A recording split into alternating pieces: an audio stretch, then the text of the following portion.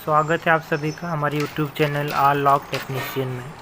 आज हम आपको यूरोपा का डोर लॉक कैसे लगाते हैं इसके बारे में पूरा डिटेल से बताने वाला हूं। तो आप लास्ट तक मेरे साथ वीडियो में बने रहें। मैं स्टेप बाय स्टेप पूरा प्रोसेस बताऊंगा कि आप यूरोपा का लॉक कैसे लगा सकते हैं। लॉक का मॉडल नंबर और MRP आप यहाँ पर देख सकते हैं। इसको हम अनबॉक्सिंग कर लेते हैं।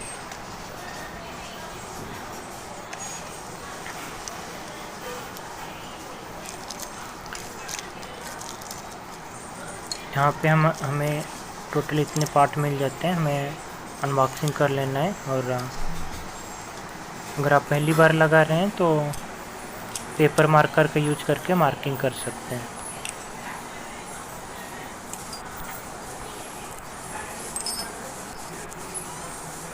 यहाँ पे देख सकते हैं आप टोटल हमारे इतने पार्ट्स हैं और हमें कुछ इस प्रकार से फोल्ड करके पेपर मार्कर की सहायता से हमें इस प्रकार से मार्किंग कर लेना है।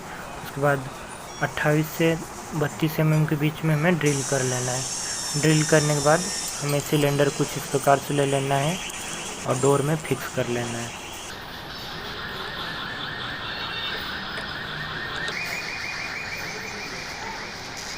पीछे से हमें दोनों स्क्रू लगा लेना है कुछ इस प्रकार से और इसे हल्का फिक्स कर लेना है।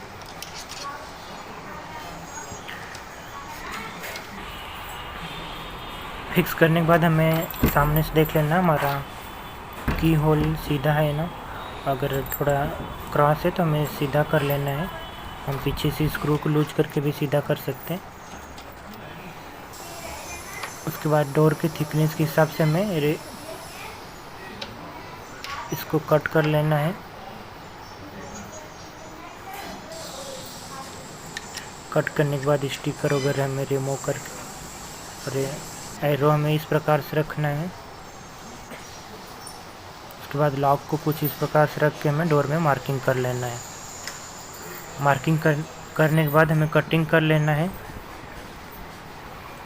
कटिंग करने के बाद वापस हमें मार्किंग करके ड्रिल कर लेना है।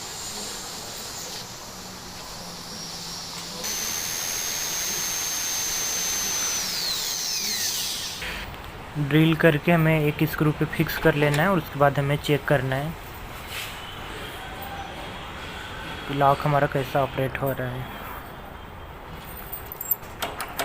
यहाँ पे मैंने स्क्रू लगा लिया है और हमें कुछ इस प्रकार से चेक करना है कि जो रोटेशन है वो पूरा स्मूथ होना चाहिए।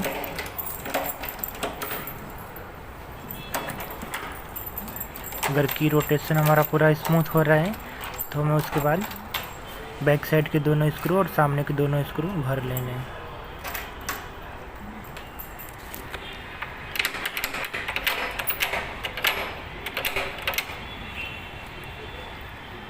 भी दोनों स्क्रू लगा लेते हैं हम।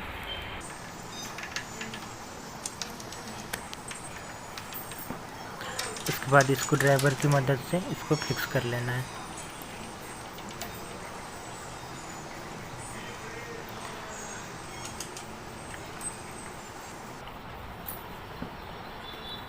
फिक्स करने के बाद वापस हमें एक बार चेक कर लेना है लॉक इजी ऑपरेट हो रहा है।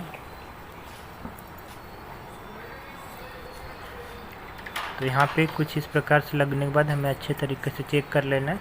उसके बाद रिसेप्टिकल प्लेट लेके हमें फ्रेम में मार्किंग कर लेना है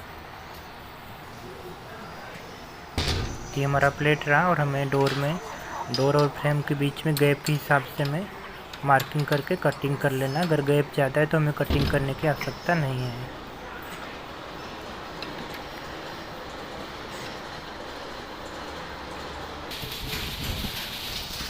तो हमने मार्किंग कर लिया और यहाँ पे ऑलरेडी पहले से ज़्यादा गैप है तो हमें कटिंग करने की ज़रूरत नहीं है और स्क्रू फिक्स कर लेना है। इसको 2 स्क्रू फिक्स करने के बाद हमें चेक कर लेना है हमारा अलाइनमेंट प्रॉपर है। अगर हमारा अलाइनमेंट प्रॉपर है तो हमें बंद करके चेक कर लेना है। पीछे नॉब रोटेट करके अगर इजी ओपन और क्लोज हो रहा है तो हमें पूरे स्क्रू लगा लेना है।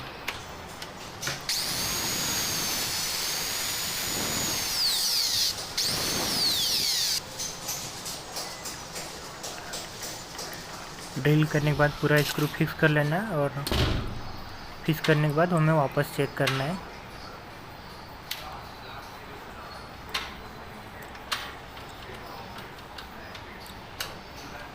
अगर ये छोटे नॉब को हम घुमा देते हैं तो अंदर से हमें लैच ओपन नहीं कर सकते हैं। अगर लैच को हम पुश करके नॉब को घुमा देते हैं तो लैच ऑटोमेटिक लॉक नहीं होगा।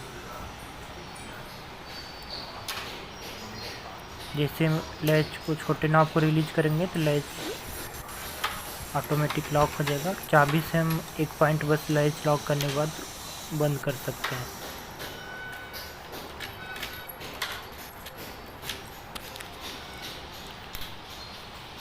तो बहुत ही आसानी से कुछ इस प्रकार से आप लॉक लगा सकते हैं।